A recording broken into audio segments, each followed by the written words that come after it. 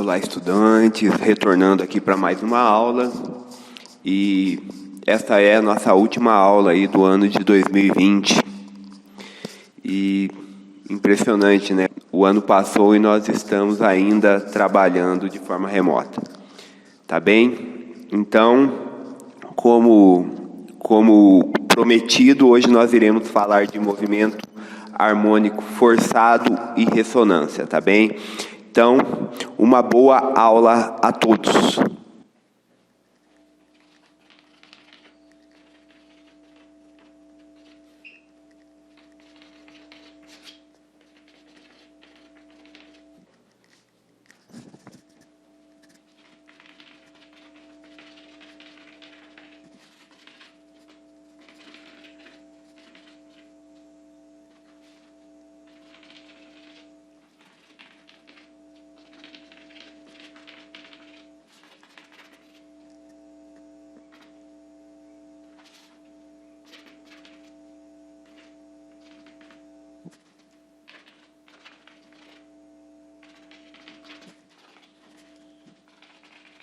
Bem, então, para tratar do movimento harmônico forçado, nós iremos usar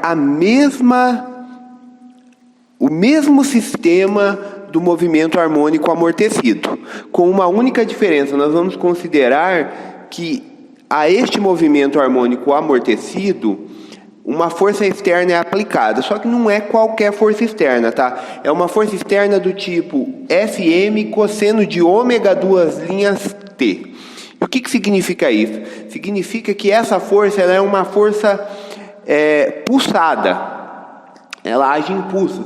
Então vamos pensar no seguinte: imagine você brincando com seu irmão ou com sua irmã num balanço, com seu primo, com sua prima, com seu amigo, com sua amiga. Então, o que acontece?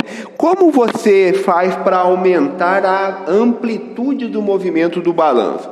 Você aplica uma força com uma alta intensidade ou você aplica uma pequena força agindo com uma frequência determinada? Então, se você aplica uma pequena força agindo com uma frequência determinada, você consegue aumentar a amplitude de movimento do seu amiguinho ou amiguinha no balanço, muito mais do que se você aplicasse uma força de grande intensidade sem uma pulsação correta.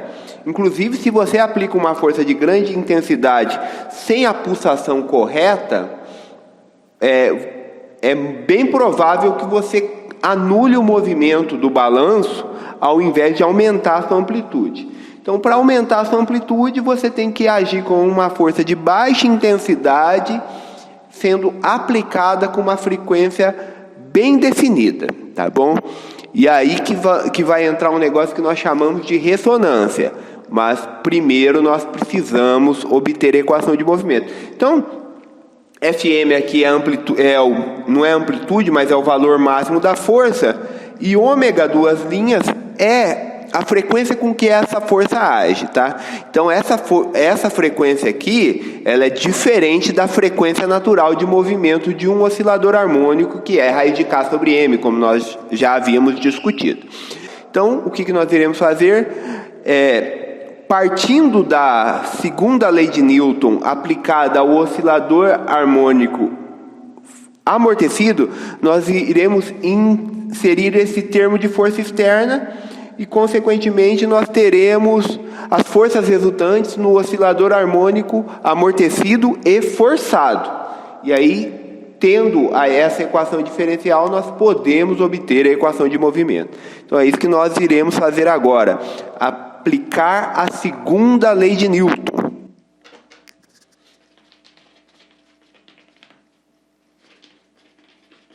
Então, a segunda lei de Newton, a força resultante é massa vezes aceleração.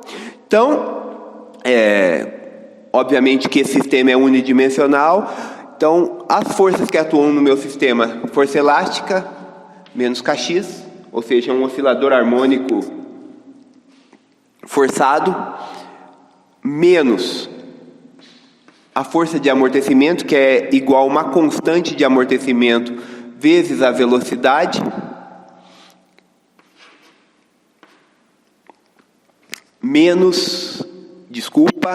mais, nesse caso aqui eu vou ter uma força externa que age sobre o meu sistema, e não é uma força dissipativa. Aqui no caso, eu estou introduzindo energia no meu sistema quando eu aplico essa força externa. Então, Fm cosseno de ômega 2 linhas T igual a massa vezes a aceleração. Então, podemos reescrever essa equação, e essa equação pode ser reescrita da seguinte forma.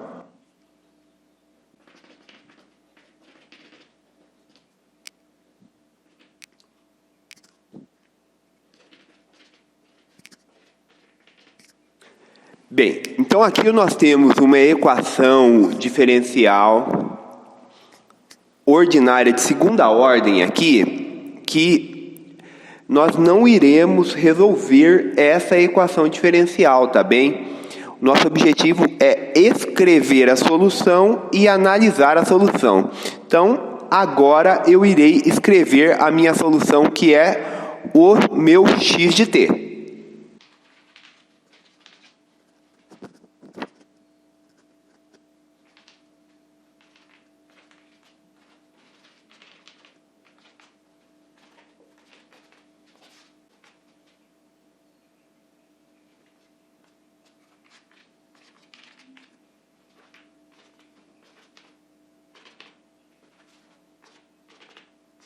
Então, o que nós temos aqui? Nós temos aqui a solução para a nossa equação de movimento.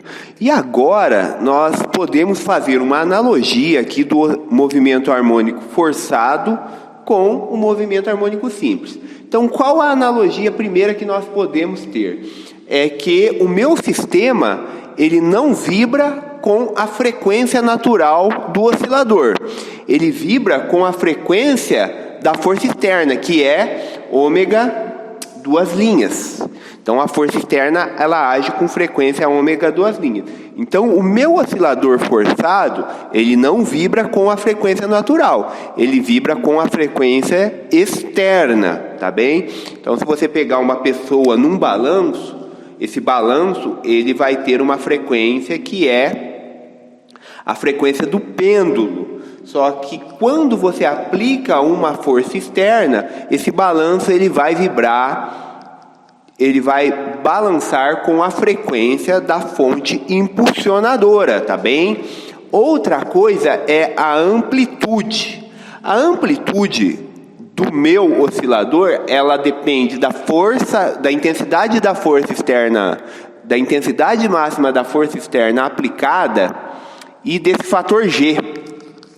E esse fator G aqui ele é muito interessante, tá? Porque o que acontece aqui, ó? Ele tem uma subtração entre a frequência da força externa e a frequência natural. Então, quando a frequência da força externa é igual à frequência natural, esse meu fator G ele se torna menor.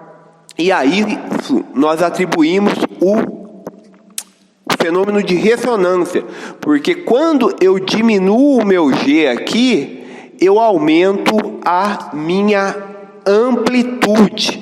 Então, para G grande, amplitude pequena, para G pequeno, amplitude grande. Quanto maior for a diferença da frequência natural com a frequência da força externa, maior será o meu G. Consequentemente, menor vai ser a minha amplitude.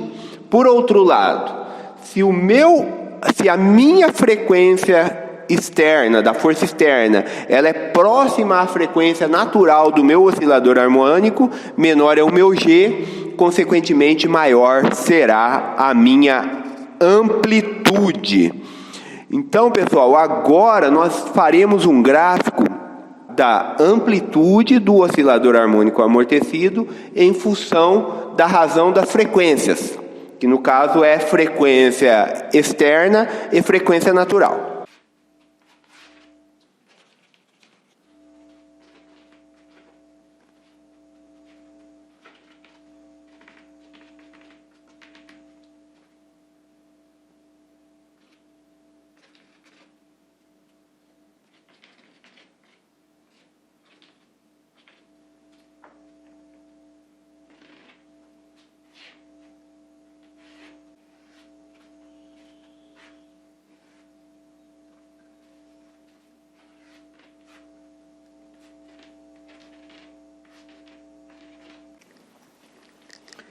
Bem, pessoal, então na análise desse gráfico aqui, eu vou fazer o seguinte, eu vou elencar alguns pontos principais do gráfico aqui, e eu vou escrever na lousa central aqui justamente para facilitar as notas de aula de vocês. Então o ponto aqui é o seguinte: o que eu estou fazendo aqui? O que eu estou fazendo aqui é um gráfico da amplitude em função da razão entre as frequências da força externa e a frequência natural do meu oscilador, que é a raiz de K sobre M. Então, o primeiro ponto aqui que nós precisamos verificar aqui é o que acontece com B igual a zero. Então, com B igual a zero, se a frequência da força externa ela se aproxima da força natural, da frequência natural, a minha amplitude vai para infinito. E o nome desse fenômeno aqui é ressonância. Obviamente que sistemas reais, eles possuem um amortecimento que é um atrito, que é natural dos corpos. Por exemplo, você vai ter atrito com ar. Você vai ter uma série de forças dissipativas que estão agindo num oscilador. Só que o que acontece? Se você coloca um objeto para vibrar e você atua com uma força externa que tem frequência igual à frequência natural, você vai produzir um aumento de amplitude no objeto, de amplitude de vibração, que vai chegar um momento que vai romper a elasticidade e o objeto ele vai se quebrar, que é o que aconteceu com aquela ponte de Tacoma em Washington, nos Estados Unidos, que é famosíssima, que um pouco depois dela estar finalizada e os carros atravessando sobre ela, um vento produziu sobre ela uma força externa com frequência igual à frequência natural, a ponte começou a vibrar e a amplitude ela se tornou tão grande que rompeu a elasticidade da ponte, e a ponte ela se quebrou. Um dos motivos dos soldados eles não marcharem sobre pontes é justamente esse, porque eles podem introduzir, a marcha ela pode introduzir uma força externa com frequência igual à frequência natural de vibração da ponte, de modo que a ponte ela pode sofrer danos, ok? Então, essa primeira curva aqui, ela diz respeito a quando a força externa ela tem frequência igual à frequência natural e a minha força dissipativa no oscilador é zero, consequentemente, quando a frequência natural é igual à frequência da força externa, a minha amplitude ela vai para infinito. Então agora eu vou considerar três curvas aqui que são, essa aqui é a situação A, essa aqui é a situação B, e essa daqui é a situação C. Então, a curva A é bem simples aqui, né? Se B igual a zero, com ômega duas linhas sobre ômega tendendo a 1, A vai tender para infinito. Ok? Então agora nós iremos fazer uma análise sobre as curvas B e C. Então, em B e em C nós temos duas situações aqui em que eu estou considerando dois amortecimentos diferentes. Então, se o meu amortecimento ele é pequeno, o que eu vou ter? A minha frequência natural, ela se aproxima da frequência de ressonância. Se nós aumentarmos o amortecimento, a frequência de ressonância ela se torna menor que o valor da frequência natural do oscilador harmônico forçado.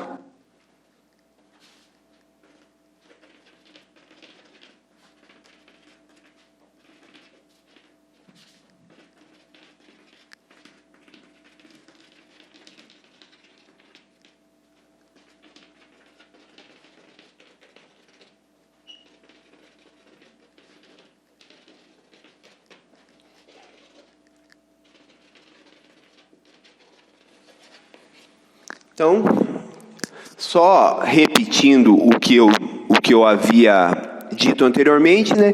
Então, na situação B aqui, se o amortecimento é pequeno, ômega, que é a frequência natural, tem um valor próximo à frequência de ressonância.